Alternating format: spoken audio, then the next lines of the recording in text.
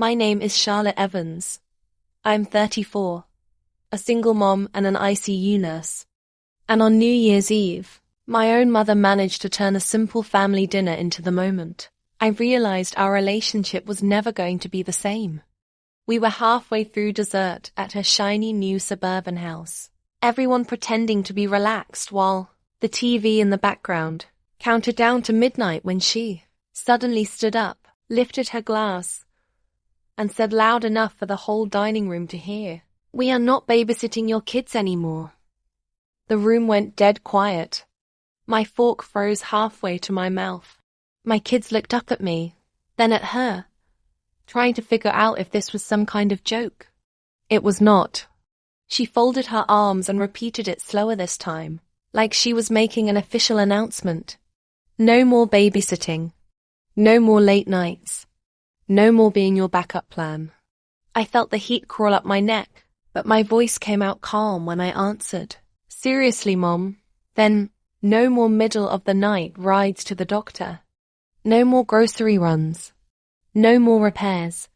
You cannot cut me off and still expect me to be your on-call chauffeur and handyman.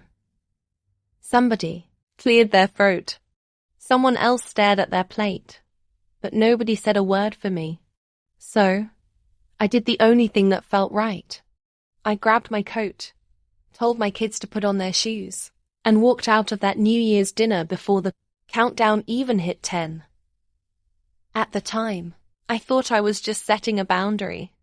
I did not know that when I woke up the next morning, my phone would be lit up with 48 missed calls and that one single comment I left on her post would flip my entire family on its head. The front door slammed behind us just as someone inside started the countdown from 10. I could still hear the muffled cheer when the ball dropped on TV, but out on the driveway it was just cold winter air and the sound of my daughter sniffling as she fumbled with her jacket zipper.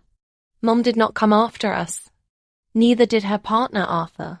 For a second, I just stood there next to my car, keys in my hand, wondering if I was really doing this, walking away from the only built-in childcare I had as a single mom working nights in an IQ.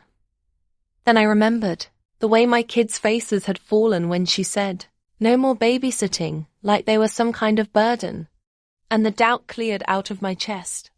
I got the kids buckled in, climbed into the driver's seat and started the engine. As the headlights cut across my mom's perfect new lawn and the freshly laid pavers I had helped her pick out, I could not help thinking about how we got here. For months, I had been driving 30, 40 minutes out of the city after 12-hour shifts to take her to heart appointments, to push her cart through the warehouse stores, to deal with her insurance and pharmacy mix-ups because those online portals confuse me, honey. I had spent my rare free weekends out in that same backyard tearing up old concrete, painting fences and dealing with HOA emails so she did not get fined. The deal was simple. I helped her keep her new retired life running smoothly. And in return, she watched the kids the nights my schedule went crazy. It was not charity. It was supposed to be family helping family. Mom was the one who turned it into a transaction the moment she stood up and revoked her side of it in front of everyone. Exiting the subdivision, I caught my daughter's eyes in the rearview mirror. She was blinking hard, trying not to cry. "Is Grandma mad at us?" she asked. I shook my head, swallowing the lump in my throat. "No, baby. Grandma is not mad at you. She is mad at me and she does not know how to say it without hurting other people." 2. My youngest kicked her little boots against her car seat. "Did we do something wrong?" I took a breath. "You did nothing wrong. Sometimes grown-ups say mean things because they are tired or jealous or stuck in old habits. That does not make them right. My job is to make sure you know you are not a burden to me ever." By the time we reached our apartment in the city, the streets were almost empty. A few leftover fireworks popping in the distance. I heated up leftover food, poured juice into mismatched mugs, and we watched the replay of the Countdown on my tiny TV. My daughter leaned her head on my shoulder. My youngest curled against my side. And as we whispered, "Happy New Year," to each other, it hit me that maybe starting the year with just the three of us was not a loss. It was the first clean break from a pattern that had been choking me for years. I just had no idea what it was about to cost my mother. The first thing I heard on New Year's morning was my phone buzzing on the nightstand like it was trying to drill through the wood. My head was thick from too little sleep, and for a second I thought it was the hospital calling me in for an emergency shift. I reached over, squinted at the screen, and my stomach dropped. 48 missed calls, most of them from Mom. Some from Arthur, a couple from the house phone, a few from a number I recognized as my Aunt Beatrice. For one horrible moment, my nurse brain kicked in. Heart attack, fall, stroke. Something had happened after we left. I sat up, already mentally running through which I should take her to if it was serious. I called Mom back. She picked up on the second ring, her voice tight, not weak or sick, just pissed off. "You need to come out here, Charlotte. We need to talk." I exhaled, a long, slow breath I had not realized I was holding. "Are you okay?" I asked. "Are you in pain? Did something happen to your heart?" She sighed like I was being dramatic. "I am fine. Just get in the car and come. This cannot wait." The way she said it, clipped and commanding, sounded more like a supervisor than a mother, worried about reconciling after a fight. I glanced at the kids still sleeping on the pull-out couch. Hair everywhere, blankets twisted around them. Part of me wanted to ignore her, to let her sit with what she had done. But another part needed to make sure there was not some mess brewing that would get worse if I left it alone. So, I threw on jeans and a hoodie, wrote a note for the kids in case they woke up and panicked, and drove back out toward the suburbs with a knot in my stomach that had nothing to do with coffee. When I pulled into her driveway, the house looked exactly like it had the night before. No ambulance, no neighbors clustered outside, just a quiet street and a shiny front door. Inside, Mum was sitting at the dining table, makeup on, hair done, not a hospital bracelet in sight. Arthur was next to her, nursing a mug of coffee like it was a shield. Across from them sat Aunt Beatrice, hands folded, mouth pressed into a thin line. The whole setup looked less like a family emergency and more like a disciplinary hearing. I stopped just inside the doorway. "So no one is dying?" I asked. Mum rolled her eyes. "Can you not be so dramatic? We called because what you did last night was completely out of line and childish. You embarrassed us in front of everyone and stormed out over one little comment." "One little comment," I repeated. "Telling your grandkids they are basically a burden as not little Mom." Arthur cleared his throat. "We just think you overreacted. Your mum has done a lot for you. You would not have made it through the divorce without her." Mom sat up straighter, seizing on Matt. "Exactly.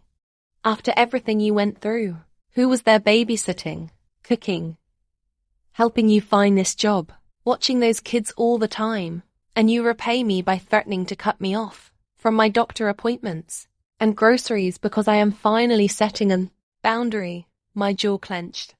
"You did not set a boundary. You threw a grenade.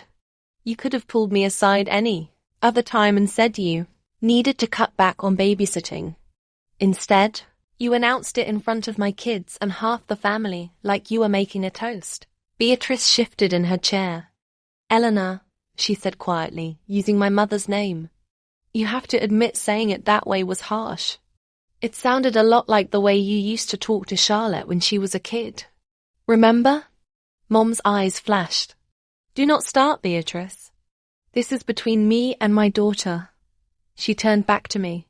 "The point is you still have responsibilities as my child. I am older now. I cannot just drive myself to cardiology. I cannot haul groceries by myself. You do not get to withdraw all that just because your feelings are hurt. So, let me get this straight, I said. You want to be done watching my kids, but you still expect me to drive 40 minutes each way whenever you need something, fix whatever breaks, argue with the HOA for you, and handle all your online medical junk. Because that is not a boundary, that is a one-way street.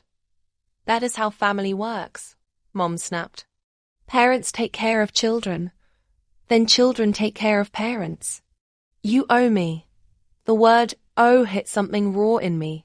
All those nights I had driven on no sleep, all the cancelled plans, all the times I swallowed her comments, just to keep the peace lined up in my mind, like a row of receipts.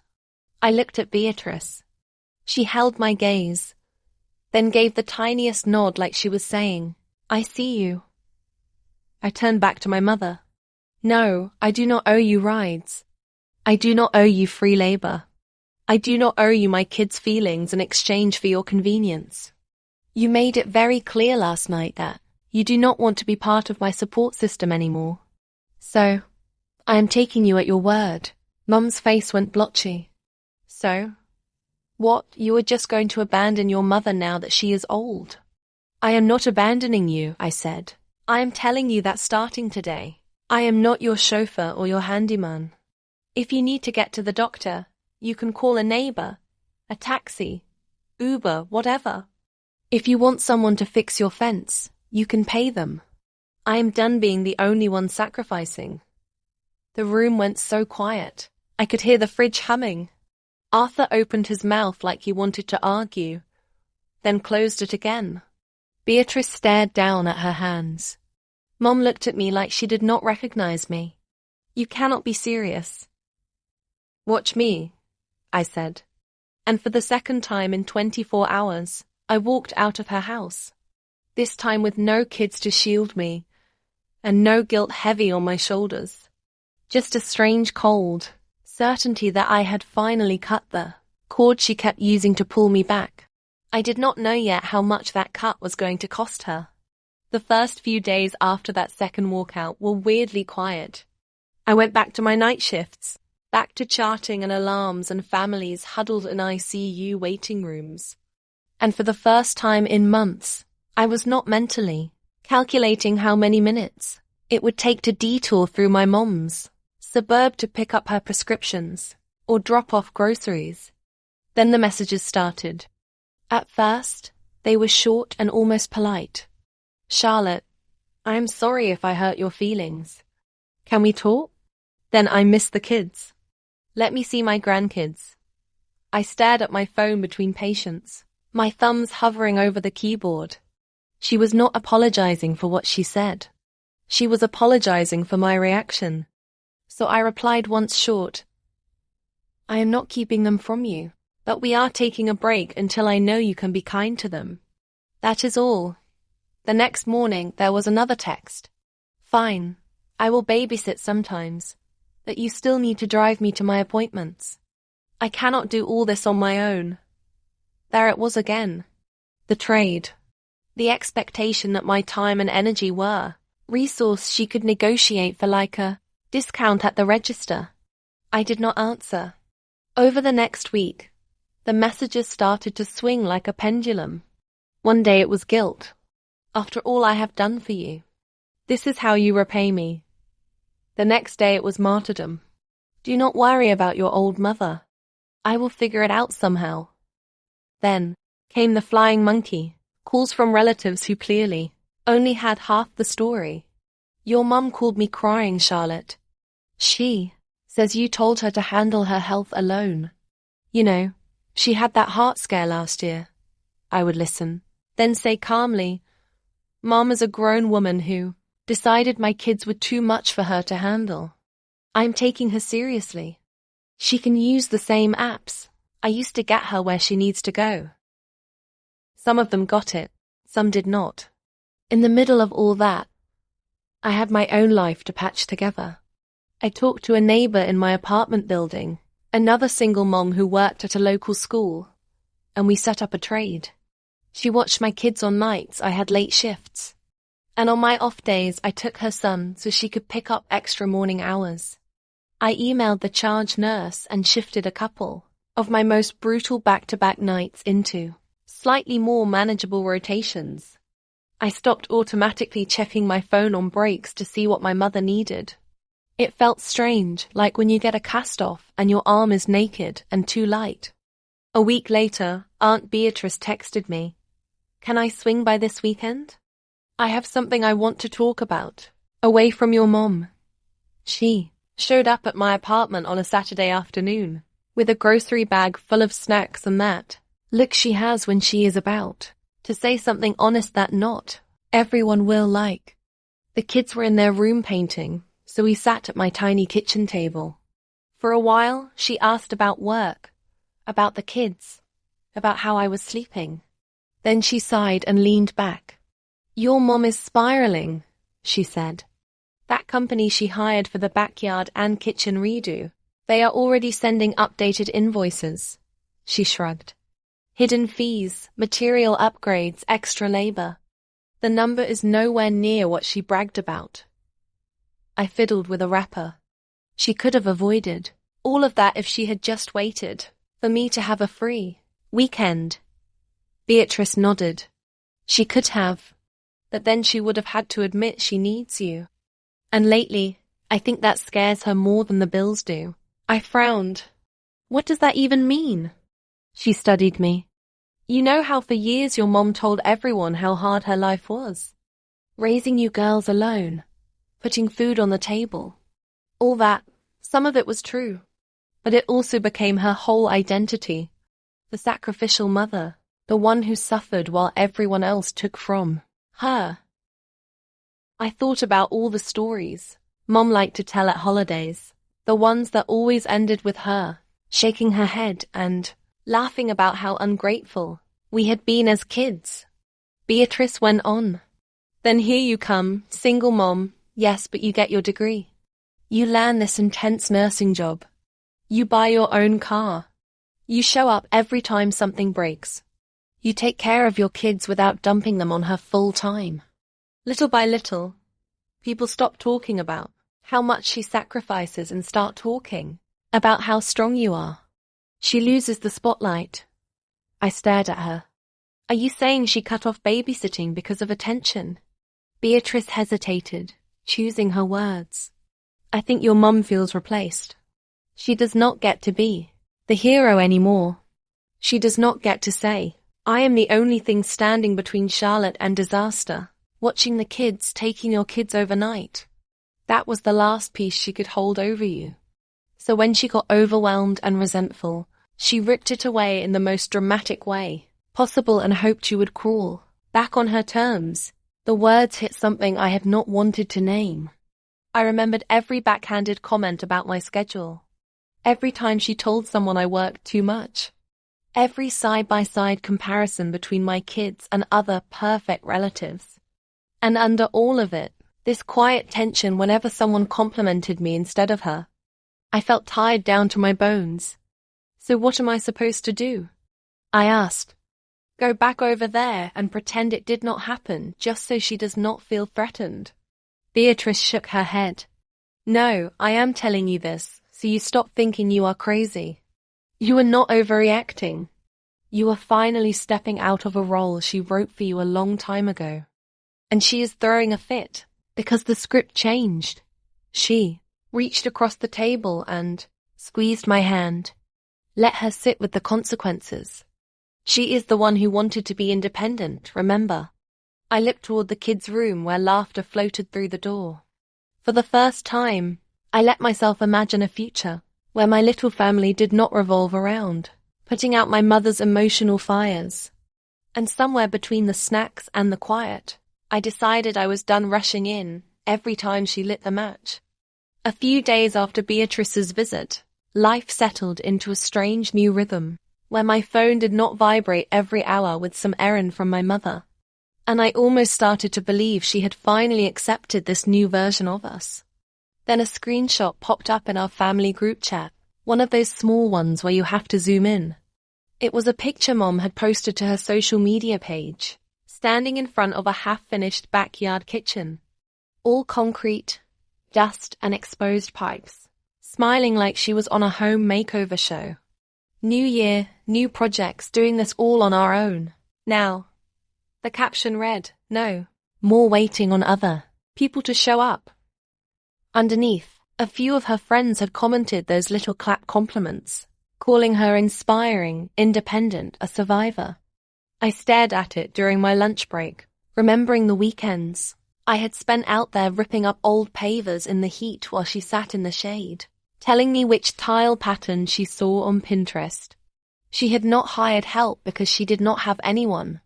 She had hired help because she wanted to prove she did not need me. At first, it was just annoying, petty. Then the numbers started trickling to me. Beatrice called one night while I was sorting the kids' laundry. "Your mum finally showed me the contracts," she said without preamble. "Remember that $15,000 quote she bragged about at Christmas? It is closer to $35,000 now." I sat down the laundry basket. "How?" Beatrice let out, a humorless laugh. "The original quote was bare bones. The guy tacked on upgraded stone, gas lines, a bigger grill, a pergola, some fancy lighting package. Every time she said yes, he wrote it down as a change order. Now there are line items for rush fees, extra labor, permit handling, and because she waited until they were already digging, before she filed half the paperwork, the city inspector came out and slapped her with fines for starting without proper permits. HOA too. She is being hit on both ends." My chest tightened, not with sympathy at first, but with that sick, familiar feeling of watching someone drive into a ditch you warned them about. "Why did she not call me when they brought the contract?" I asked. "Because that would mean admitting she needed you," Beatrice said. "And right now she would rather bleed money than give you that win." Over the next week, the story evolved as it filtered through the family. One cousin mentioned Mom had called asking to borrow $1,000 until the inspection mess was sorted out. My grandmother let it slip that Mom had cried on the phone about how she had no one to help her, how her ungrateful daughter had left her to deal with construction sharks. The words ungrateful daughter hit a nerve, the same old refrain she had used on me since I was a teenager any time I wanted something for myself. Only this time, there were receipts. I was not the one who signed loans or hired contractors off TV commercials. She was. One afternoon between shifts, I stopped by a coffee shop near the hospital and found Beatrice already there, a manila folder sitting on the table between her hands. She slid it toward me. I told her I should not, but she insisted. I opened it. There it was in black and white. The initial quote, $15,000, revised total just under $38,000. A red stamp from the city, detailing the code violations. A letter from the HOA threatening additional penalties if certain structures were not brought up to standard within 30 days. My mother's signature at the bottom of every page. I felt my jaw clench. "This is her mess," I said quietly. Beatrice nodded. "It is, and she is already trying to spin it like it happened, because you were not there to save her from it." That stung more than the numbers. She was doing exactly what she had always done, turning her choices into my responsibility. The difference was that this time there was nothing I could fix with a weekend of sweat and a couple of phone calls. Money owed was money owed. Permits filed late were still late. Contractors who smelled desperation did not suddenly grow a conscience because a nurse with 2 kids frowned at them. For a brief second, I pictured driving out there anyway, marching up to the project manager, tearing through every clause until he agreed to cut the bill. I imagined throwing my credentials and my anger and every ounce of my energy into salvaging her backyard just so she would not have to sit in the ruins of her pride. Then I pictured my daughter's face when I had to cancel movie night again. I pictured my youngest asking why Grandma could hurt her feelings and still get everything she wants. I closed the folder and pushed it back. I am not getting involved, I said. Beatrice searched my face, then nodded slowly. Good. She needs to know that consequences are not just things that happen to other people. Later that week, Mum finally broke her silence with me. She called while I was on my break, her voice thick and practiced. I hope you are happy, she said without hello. That company is robbing us blind. If you had been here, this never would have happened. I took a breath, kept my voice level. If you had waited and talked to me before signing anything, I could have warned you. You chose to do it without me. That was your decision. Now you have to deal with the fallout. She scoffed. So that is it. You are just going to sit back in your little apartment while your mother drowns in debt because you are mad. I said no to babysitting. I stared at the vending machine, at rows of snacks behind glass. For years, I had been the emergency exit she ran to every time the smoke started rising. But I was not the one holding the lighter. I am not sitting back, I said quietly. I am taking care of my kids, working my job, paying my own bills. I am not responsible for contracts I did not sign. There was a long silence on the line. For once, she had no quick comeback. When she finally hung up, my hands were shaking. But under the fear and the old guilt, there was something else. Something that felt almost like relief. Let her learn what it means to be independent the way she bragged about online. I thought, let her feel maybe for the first time what it is like when there is no one left to clean up the mess but the person who made it. 2 weeks passed before my mother tried a different approach. The messages stopped swinging between guilt and rage. And one afternoon in the middle of my shift, a new text popped up that actually made me pause. Charlotte, I know I said things I should not have. I was stressed and I took it out on you and the kids. Can we please meet and talk like adults? I stared at the screen in the supply closet, reading it 3 times. For the first time, there was no immediate pivot to everything I had done wrong. I did not trust it. But I also knew these moments were rare with her. So I typed back, short coffee, public place. No arguments in front of the kids. She agreed so fast it almost made me suspicious. We met on a Sunday afternoon at a cafe halfway between my apartment and her suburb. I got there early and sat by the window, hands wrapped around a mug I could barely taste. When she walked in with Arthur at her shoulder, she looked smaller than I remembered. Not physically exactly, but like the air had gone out of her a little. She sat down across from me, eyes shiny above her untouched coffee. I am sorry, she said without preamble. The words sounded stiff in her mouth like a foreign language. For what? I asked. I was not going to let her slide by on a general apology. For my feelings, for the way I said things at dinner, for embarrassing you in front of the kids, for saying they were too much. She looked away as she said the last part, but at least she said it. Arthur nodded. It was not our best moment. I took a breath. That hurt them, I said. My daughter asked me if Grandma was mad at her. My youngest wanted to know what she did wrong. They heard you, Mom. They are not deaf. Her face crumpled for a second, the way it used to when we were little, and she realized she had gone one step too far. I never meant to hurt them, she whispered. I felt cornered. Everyone talking about how strong you are, how you do everything alone. I used to be the one people said that about. Now it is like I am invisible unless something is wrong with my heart or my bills. It was the thing Beatrice had tried to explain to me coming straight out of my mother's mouth. You think I am taking your place? I said slowly. She shook her head, then nodded, then shook it again. I think I spent 30 years sacrificing, and then suddenly you are the one everyone is impressed by. You are the hero now. It is stupid, I know, but it feels like there is no room for me anymore unless I am needed. Arthur cleared his throat. She has been struggling since she retired, he said quietly. She does not say it right, but she is scared. Scared of what? I asked. Of not mattering, he answered. It answered a lot of questions I never knew how to ask.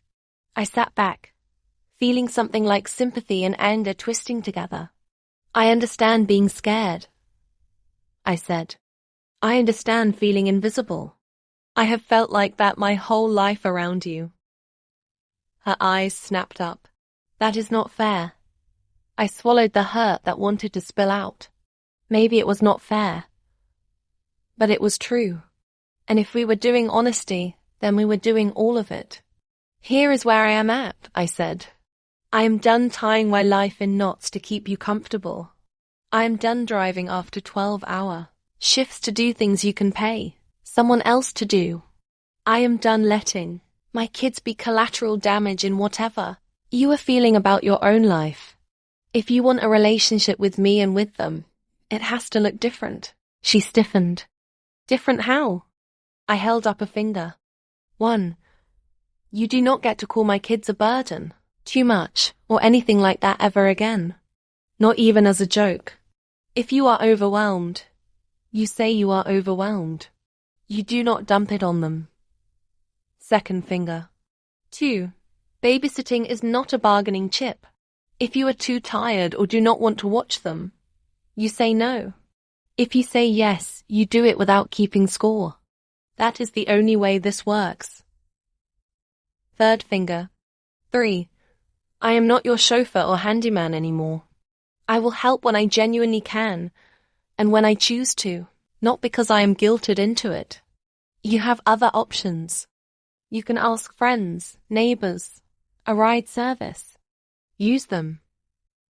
She opened her mouth probably to say, that is not how family works, then saw my face and shut it again. Arthur spoke instead. That sounds reasonable, he said slowly. Eleanor, we can figure out other ways to get around. Your life cannot depend on Charlotte being on call forever. My mother stared at her hands. So what do I get? She asked quietly. You get chances to be a grandmother, I said. Not by right, but by choice.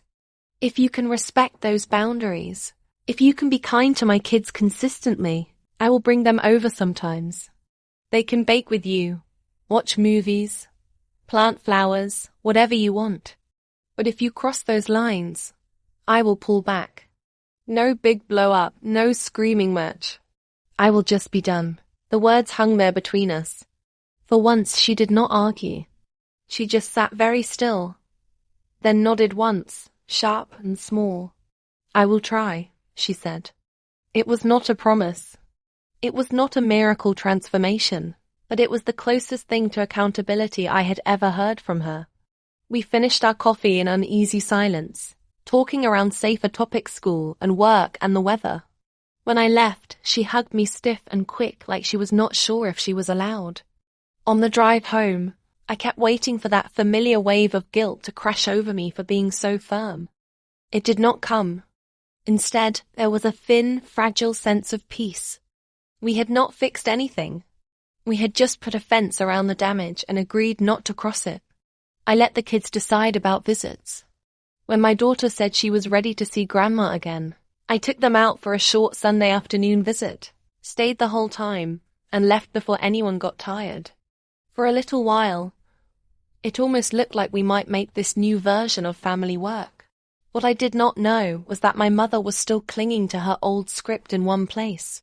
I had not thought to check yet. Online. It started with a notification I almost ignored. Someone had tagged me in a post in our private family group.